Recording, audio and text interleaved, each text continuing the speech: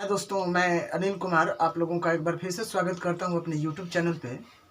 जैसा कि पहले वाला जो वीडियो था मेरा मतलब ज्योग्राफी पर पहला जो वीडियो था भूगोल वाला, वो पृथ्वी अक्षांश तथा देशांतर पे था। तो उसमें अक्षांश और देशांतर का कुछ पार्ट छूट गया था, देशांतर तो हुआ ही नहीं था, उसमें अक्षांश हुआ था।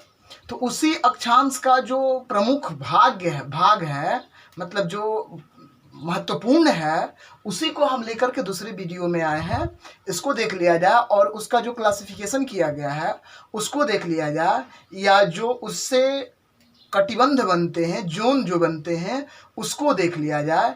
उसके बाद आगे बात करेंगे देशांतर की। ठीक है, तो चलिए शुरू करते हैं। तो जैसा कि आप देख रहे हैं कि यहाँ पे दो फिगर हैं, एक यहाँ पे फिगर 1 और फिगर 2। तो जो फिगर 1 आप देख रहे हैं, ये फिगर क्या है भाई? तो इसमें ये बताया गया है कि जो प्रमुख अक्षांश रेखाएं हैं उन्हीं को इसमें दिखाया गया है। ठीक है, और ये जो है वो अक्षांश रेखा क्या है और अक्षांश रेखा क्या करती है, कितने जोन में बांटती है पृथ्वी को, उसमें दिखाया गया है। ठीक है, तो सबसे पहले हम ये देखेंगे, उसके बाद ये देखेंगे। ठीक है, लेकिन थोड़ी सी आपसे हम निवेदन करना चाहेंगे भाई कि यदि अच्छा लगता है वीडियो तो थोड़ा सा कमेंट, शेयर या लाइक जरूर करें, या दूसरों तक पहुंचाने का कोशिश करें ताकि सभी को लाभ मिल सके इसका। ठीक है, और चैनल को सब्सक्राइब जरूर करें। यदि आप देखते हैं तो चैनल को सब्सक्राइब जरूर करें। ठीक है, चलिए चलते हैं। तो देखिए, ये जो आप फिगर देख रहे हैं, इस फिगर में ये दिखाया गया है कि इसमें जो हमारा मुख्य ये रेखा है, ये एक प्रकार की अक्षांश रेखा है। तो ये क्या करती है, इसका नाम रखा गया है भूमध्य रेखा। भूमध्य रेखा इसलिए रखा गया है क्योंकि पूरी भूमि के मध्य में है, इसीलिए इसका नाम रख दिया गया भूमध्य। ठीक है, अच्छा, इसी का नाम रखा गया विषुवत रेखा। विषुवत रेखा का मतलब क्या है? विषुवत रेखा का मतलब क्या है कि विषुव का अर्थ होता है भूगोल में गर्म। तो चूंकि ये जो रेखा है ये बहुत ज्यादा, इस क्षेत्र वाली जो रेखा है ये बहुत ज्यादा गर्म रहती है, इसलिए इसका नाम रखा गया है विषुवत रेखा। ठीक है, इसी को इंग्लिश में कहते हैं इक्वेटर। क्लियर है? इसी को हम 0 डिग्री भी कहते हैं, 0 डिग्री अक्षांश भी कहते हैं, या प्रधान अक्षांश भी कहते हैं इसी को। ठीक है, चलिए आगे चलते हैं। तो ये क्या करती है कि ये पूरे पृथ्वी को 2 भागों में बांट देती है, यानी आधे आधे भागों में इसको क्या कर देती है, डिवाइड कर देती है। तो जैसा कि आप देख रहे हैं कि यहां से ये रेखा काट देती है पूरी पृथ्वी को, तो आधा भाग गोला का आधा भाग ऊपर चला जाता है उत्तर में, और आधा भाग चला आता है नीचे दक्षिण में।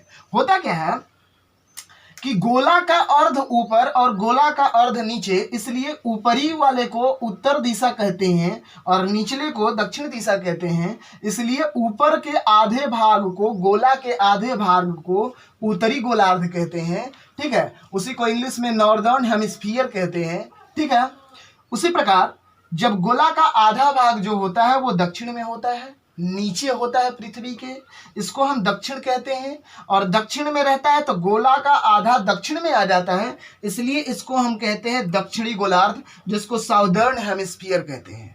क्लियर है? चलिए इसके आगे चलते हैं। तो यदि उत्तर दिशा में हम 23.5 डिग्री पे जाते हैं, कितना? 23.5 डिग्री। तो 23.5 डिग्री पे जब हम उत्तर में जाते हैं और जो रेखा हमें मिलती है उसी रेखा का नाम है कर्क रेखा। क्या है? कर्क रेखा। चूंकि ये जो कर्क रेखा है ये हमारे भारत के लिए, मतलब उत्तरी गोलार्ध के लिए बहुत ज्यादा महत्वपूर्ण है। ठीक है, आगे बात करेंगे क्यों महत्वपूर्ण है। चलिए उसके आगे देखते हैं। इसको इंग्लिश में कहते हैं ट्रॉपिक ऑफ कैंसर। उसी प्रकार नीचे आएंगे यदि दक्षिण में, तो 0 डिग्री से जब 23.5 डिग्री नीचे आएंगे और 23.5 डिग्री वाली जो हमें अक्षांश मिलेगी उसका नाम है मकर रेखा। क्या है? मकर रेखा। इसी को कहते हैं इंग्लिश में ट्रॉपिक ऑफ कैप्रिकॉर्न। क्लियर है? चलिए आगे चलते हैं। तो ये 2 रेखाएं तो आप समझ गए, 2 रेखाएं समझ गए। अब इनकी महत्व, मतलब इनका महत्व क्या है, ये क्यों महत्वपूर्ण है, तो आइए देखते हैं। 23.5 डिग्री इसलिए रखा गया है इन दोनों को क्योंकि हमारी जो पृथ्वी है वो 23.5 डिग्री ही अपने अक्ष पर, मीन्स अपने एक्सिस पे 23.5 डिग्री झुकी हुई है। ठीक है, इसीलिए इन दोनों रेखाओं का मान रखा गया है 23.5 डिग्री। मतलब सूर्य की जो स्थिति होती है साल भर में वो इन्हीं दो रेखाओं के बीच में रहता है, मतलब 23.5 डिग्री दक्षिण और 23.5 डिग्री उत्तर। चलिए आइए आपको दिखाते हैं।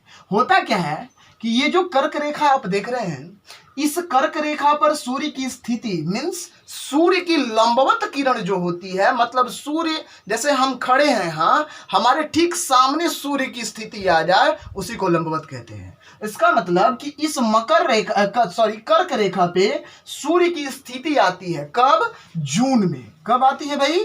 जून में आती है वो। और जून में किस तारीख को आती है? तो जून में आती है 21 को, मतलब 21 जून को सूर्य की स्थिति यहां पे एकदम सीधे हो जाती है, मतलब कर्क रेखा पर बिल्कुल एकदम लंब हो जाते हैं सूर्य, यानी सूर्य की एकदम स्थिति जो होती है वो कर्क रेखा पर ऊपर हो जाती है। कब? 21 जून को। क्लियर है? अच्छा, अब क्या होता है कि सूर्य जब यहां पे चले आए 21 जून को, तो इसको क्या करेंगे? इसको केवल टच करेंगे, मतलब इसके ठीक ऊपर आएंगे और ऊपर आकर के फिर उत्तर में नहीं जाएंगे, वहां से फिर ये दक्षिण की ओर चल देंगे। मतलब कि जून में गए कहां? कर्क रेखा पे, और कर्क रेखा से चले आए फिर कहां? भूमध्य रेखा पे। भूमध्य रेखा पे जब भूमध्य रेखा पर आएंगे कर्क रेखा से, तो कर्क रेखा से भूमध्य रेखा पर आने में इनको लगता है कितना? तो 3 महीने का टाइम लगता है भाई, याद रखिएगा, 3 मंथ्स टाइम लगता है। मतलब जो सूरज है वो 3 महीने का समय लेते हैं कर्क रेखा से भूमध्य रेखा तक आने में। क्लियर है? तो अब जोड़ लीजिए जून से, जून के बाद 3 महीने जोड़िए, जून के बाद जुलाई, अगस्त, सितंबर, यानी सितंबर में आ गए कहां पे? भूमध्य रेखा पे। क्लियर है? अच्छा, अब जब यहां पे आएंगे तो रुकेंगे नहीं, यहां पे आके क्या करेंगे कि फिर यहां से चले आएंगे मकर रेखा तक। कब? मकर रेखा तक आएंगे सूर्य। कहां से? भूमध्य रेखा से फिर मकर रेखा। और मकर रेखा पर कब आते हैं? तो मकर रेखा पर ये आ जाते हैं 22 दिसंबर को। कब आते हैं भाई? 22 दिसंबर को चले आते हैं। कहां पे? कहां पे? मकर रेखा पे। ठीक है, मकर रेखा पे आ गए कब? 22 दिसंबर को। अब जब यहां पे आए तो इसको भी टच करेंगे, केवल उसके ऊपर आएंगे, उसको दिखाएंगे कि हम तुम्हारे ऊपर आ गए हैं, और वहां से आकर और फिर चल देंगे मकर रेखा मकर रेखा कह रहे भूमध्य रेखा की ओर। तो भूमध्य रेखा की ओर जाएंगे तो सोचिए कि 3 महीना कर्क रेखा से भूमध्य रेखा पर आने में लगा, तो फिर 3 महीना इनको भूमध्य रेखा से मकर रेखा पर आने में लगा। कितना महीना? 3 महीना फिर इनको लग गया यहां पे। ठीक है, 3 महीना फिर यहां पे लग गया, यानी भूमध्य रेखा से मकर रेखा पर आने में। अब फिर क्या हुआ कि मकर रेखा से अब कर्क फिर जाएंगे कहां? भूमध्य रेखा पे, तो फिर इनको लगेगा 3 महीने का समय। 3 महीने का समय फिर लगेगा इनको, तो 3 3 6 और 3 9 हो गया ना। उसी प्रकार जब यहां आ गए तो फिर यहां से अब क्या करेंगे कि फिर यहां से चले जाएंगे कहां? कर्क रेखा पे, तो फिर यहां से भी लगेगा इनको 3 महीने का समय। इस प्रकार 6 महीना आने में और 6 महीना जाने में, यानी 6 दूना 12, 12 महीने का 1 साल होता है। और 1 साल सूरज की जो मतलब जो गतिविधि होती है, यानी सूर्य तो चलते ही नहीं, कहा जाए तो पृथ्वी चलती है, लेकिन हम कहेंगे कि भाई सूर्य की जो स्थिति होती है वो इन्हीं 3 लाइनों के बीच में साल भर गुजार देते हैं। क्लियर है? साल भर गुजार देते हैं। आशा करते हैं कि आपको समझ में आया होगा। ठीक है, अब चलिए, ये 23.5 डिग्री समझ में आ गया क्यों है? ये 23.5 डिग्री क्यों है? 0 डिग्री क्यों है? इसके बारे में पहले वीडियो में हम बात किए हैं, पूरे अक्षांश के बारे में बात किए हैं, उस वीडियो को देख लें। यदि नहीं है तो उसको चैनल सब्सक्राइब करें और जाकर के उस वीडियो को देख लें, वो क्लियर हो जाएगा। ठीक है, तो ये रहा हमारा पूरा साल भर का सूर्य की स्थिति। ठीक है, यहां पर, और ये दो जो रेखाएं हैं इसको देख लिया जाए। ये जो भाई मकर रेखा आप देख रहे हैं ये दक्षिणी गोलार्ध में है, और दक्षिणी गोलार्ध में है खासकर के ऑस्ट्रेलिया का साइड सुने होंगे, ऑस्ट्रेलिया का उसी साइड में ये पड़ता है कर्क रेखा, मकर रेखा। ठीक है, और जो कर्क रेखा है वो हमारे भारत में पड़ता है। कहाँ पड़ता है? भारत में। भारत के 8 राज्यों से होकर के गुजरती है ये रेखा। जानते हैं कौन कौन से राज्य हैं? चलिए आपको बता देते हैं कौन कौन से राज्य हैं। ये समझ में आ गया आपको? क्लियर? ठीक है, चलिए तो ये सब देख लिए। अब सुनिए, आपको एक और चीज बता देते, एक फैक्ट बता देते हैं आपको कि जब यहाँ पे मकर रेखा पे आते हैं 22 दिसंबर को, तो अब सोचिए कि 22 दिसंबर को क्या होगा भाई, कि यहाँ पे जब सूर्य आ गए तो यहाँ पे गर्मी ज्यादा होगी। गर्मी ज्यादा होगी, इसका मतलब वहां पे तापमान बढ़ जाएगा, दिन बड़ा होगा, रात छोटी होगी, होगा ना? तो इस प्रकार की सारी गतिविधियां यहाँ पर होने लगेगी। ठीक है, कब? दिसंबर में। लेकिन यहाँ पे दिसंबर में क्या होगा हमारे यहाँ, तो दिसंबर में यहाँ पर क्या होगा, रात बड़ी होगी लेकिन दिन छोटे होंगे। ठीक है, रात बड़ी होगी, दिन छोटा होगा। उसके बाद तापमान हमारे यहाँ घट जाएगा, सर्दी का मौसम आ जाएगा, ये सारी चीजें होती हैं। लेकिन अब इसको ये सारी चीजें हम आपको बताएंगे कब, जब अक्षांश की पूरी विशेषताएं हम बताएंगे अभी इसी वीडियो में, उसके बारे में हम इसके बारे में बात करेंगे। ठीक है, उसी में हम आप बताएंगे। ठीक है, अब देखिए क्या होता है कि अब याद कीजिए भाई कि अभी तुरंत कुछ दिन पहले दिसंबर महीने में, नवंबर दिसंबर में क्या हुआ था कि ऑस्ट्रेलिया में भयंकर आग लगी थी जंगलों में। वो दिसंबर में लगी थी, जबकि दिसंबर में हमारे यहाँ लोग ठंड से किकुर रहे थे, एकदम ठिठुर रहे थे, लेकिन यहाँ पे आग लगी थी। अब सोचिए कि हमारे जंगल में दिसंबर में आग लगेगी? नहीं लगेगी। क्यों? क्योंकि दिसंबर में यहाँ पे आग लगेगी, क्योंकि सूर्य यहाँ पे आएंगे तो गर्मी यहाँ बढ़ेगी लेकिन यहाँ तापमान घट जाएगा। क्लियर है? चलिए अब आपको हम दिखाते हैं कि भाई ये रेखा जो है वो भारत के 8 राज्यों से गुजरती है, और वो कौन कौन से रेखा है उसके बाद इसको हम देखेंगे। ठीक है, चलिए कि भारत के कौन से 8 राज्य हैं जहां से कर्क रेखा गुजरती है। ठीक है, आइए देख लेते हैं। तो देखिए भाई, ये लोग अपना अपना फॉर्मूला बना लेते हैं याद रखने के लिए इन सारे चीजों को। उसी प्रकार हम भी एक फॉर्मूला बनाया है। एक बच्चा था, उसकी मम्मी थोड़ी मोटी थी, वो बच्चा खाना खा रहा था, मम्मी बाल झाड़ रही थी, लेकिन बाल टूट टूट के गिर रहा था उसके खाने में। बच्चा को गुस्सा आया, बोला कि रे मम्मी गब्बर, ऊपर जाके झाड़ छत पे। ठीक है, तो आइए उसी को देख लिया जाए। तो क्या है, इसी में फॉर्मूला बन गया। चलिए देखिए, तो देखिए भाई, गब्बर मम्मी छत पे झाड़, तो क्या है कि ग फॉर है गुजरात, ग से गुजरात, ब से है बंगाल, और र से है राजस्थान। याद रखिए कि ग जो है वो गुजरात है, ब है बंगाल, आर है र है राजस्थान। उसी प्रकार म है मध्य प्रदेश और मी है मिजोरम। ठीक है, म है मध्य प्रदेश, मी है मिजोरम, छ है छत्तीसगढ़, त है त्रिपुरा। क्या है? छत्तीसगढ़, त्रिपुरा, और पर को साइलेंट कर दीजिए, कुछ नहीं, पर का मतलब कुछ नहीं, और झार से मतलब झारखंड। ठीक है, मीन्स 3, 2, 5 और 2, 7 और 1, 8, मतलब इन्हीं 8 राज्यों से होकर के भारत की कर्क रेखा गुजरती है। ठीक है, आइए अब दूसरे फिगर में चलते हैं, दूसरे फिगर को देख लिया जाए। इसमें क्या है, तो देखिए भाई, होता क्या है कि जो हमारा अक्षांश है वो किसी भी जगह के तापमान को बताता है। क्या बताता है? तापमान को बताता है, स्थिति को बताता है। ठीक है, कि किस प्रकार का तापमान वहां पर होता है। ठीक है, तो आइए तापमान के आधार पर उसका वर्गीकरण कर लिया जाए, देख लिया जाए कि आखिर कैसे वो काटता है। ठीक है, कैसे वो वर्गीकरण करता है। ठीक है, तापमान कैसे बताता है। तो देखिए, जैसा कि आप देख रहे हैं, पिछले वीडियो में आप देखे कि सूर्य की स्थिति 23.5 डिग्री से 23.5 डिग्री तक रहती है, उत्तरी मतलब कर्क रेखा से मकर रेखा तक रहती है। उसी प्रकार आइए इसमें देख लिया जाए। तो यहां से मतलब वही 23.5 डिग्री यहाँ पे है और वही 23.5 डिग्री यहाँ पे है। चूंकि यहाँ पे ये फिगर में आपको गोल दिखाई देगा, उसमें लंबा लंबा लाइन था, इसमें गोल गोल दिखाई देगा। वास्तव में गोल ही होता है, पिछले वीडियो में हम बताए हैं इसको।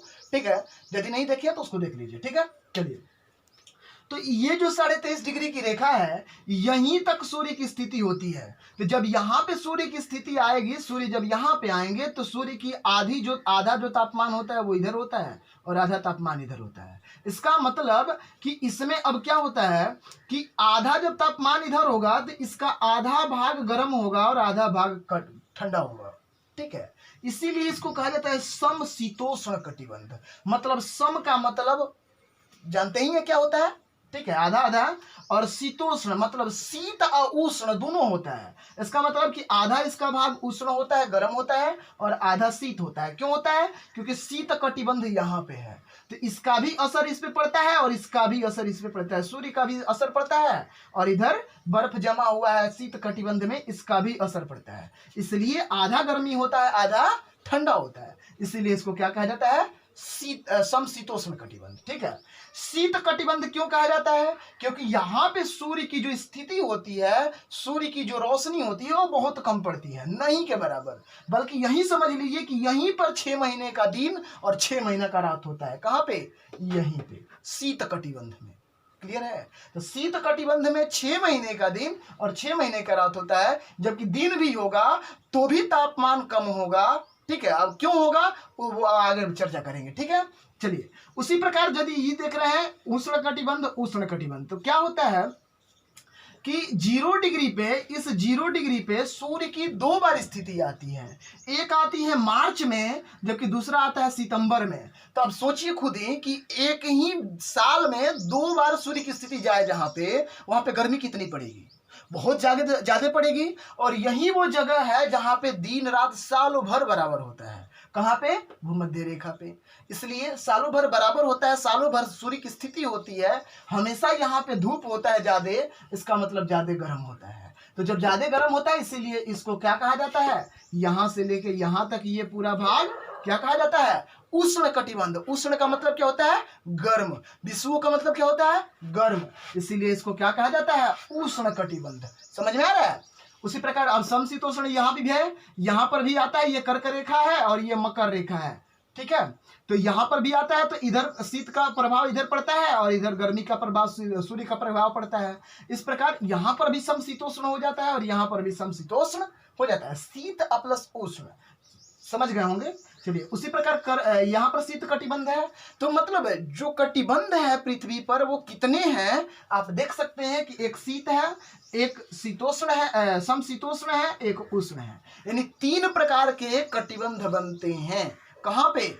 मतलब अक्षांश रेखाओं के बीच में, यानी पूरी पृथ्वी पर यही कटिबंध बनते हैं। ठीक है, अब बात कर लेते हैं ये 0 डिग्री से लेकर के 23.5 डिग्री तक यदि कहाँ चले जाए उत्तर में, और 0 डिग्री से 23.5 डिग्री चले जाए कहाँ? दक्षिण में, इसके बीच का जो भाग होता है उसको कहा जाता है उष्ण कटिबंध। उसी प्रकार 23.5 डिग्री से 66.5 डिग्री तक जाएंगे तो ये कहलाता है समशीतोष्ण कटिबंध। चाहे उत्तर में जाए या दक्षिण में जाए, दोनों तरफ। ठीक है, 23.5 से 66.5 तक याद रखिएगा। उसी प्रकार 66.5 से लेके 90 तक जाएंगे तो इसको कहा जाता है शीत कटिबंध। दोनों गोलार्धों में, यदि उत्तरी गोलार्ध में कहे तो और दक्षिणी गोलार्ध में कहे तो यहाँ पर 66.5 से लेकर 90 तक जाएंगे तो क्या होगा? शीत कटिबंध। क्यों होता है? अब जान गए कि यहाँ पर सूर्य की स्थिति, सूर्य का तापमान बहुत कम पड़ता है, धूप बहुत कम पड़ता है, इसलिए सालों भर यहाँ पर बर्फ जमा रहता है।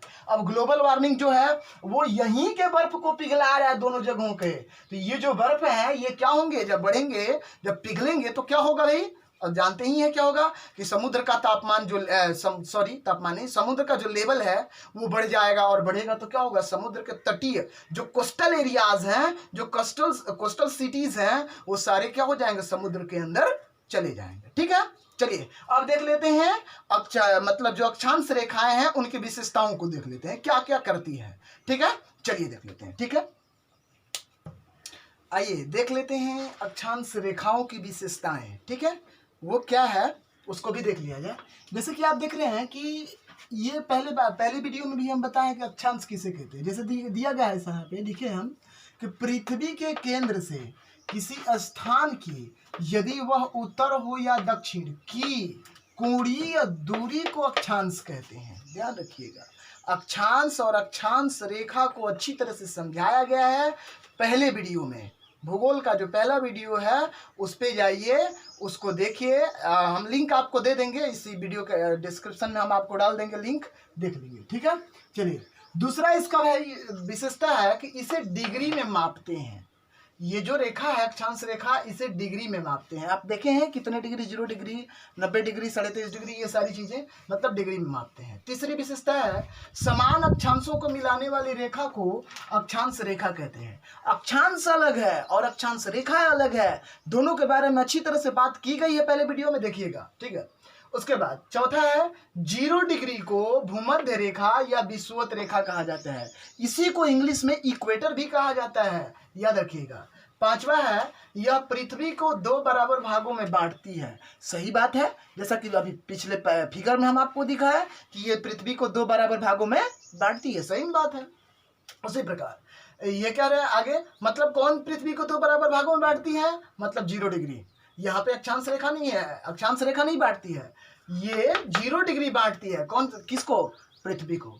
6 नंबर है इसे प्रधान अक्षांश कहते हैं। किसको कहते हैं, 0 डिग्री को, भूमध्य रेखा को प्रधान अक्षांश भी कहा जाता है। ठीक है। उसी प्रकार 7 नंबर है यह सबसे बड़ी अक्षांश रेखा होती है। मतलब ये जो 0 डिग्री है ये सबसे बड़ी अक्षांश रेखा होती है, सही में होती है। जैसे जैसे 0 डिग्री जो है वो उसी को अक्षांश रेखा कहते, उसी को क्या कहते हैं हम, भूमध्य रेखा, 0 डिग्री या विषुवत रेखा। वहां से जैसे जैसे ध्रुवों की ओर हम बढ़ेंगे तो अक्षांश रेखाओं की लंबाई क्या होती है, कम होती जाती है। इसको याद रखिएगा। आगे चलते हैं।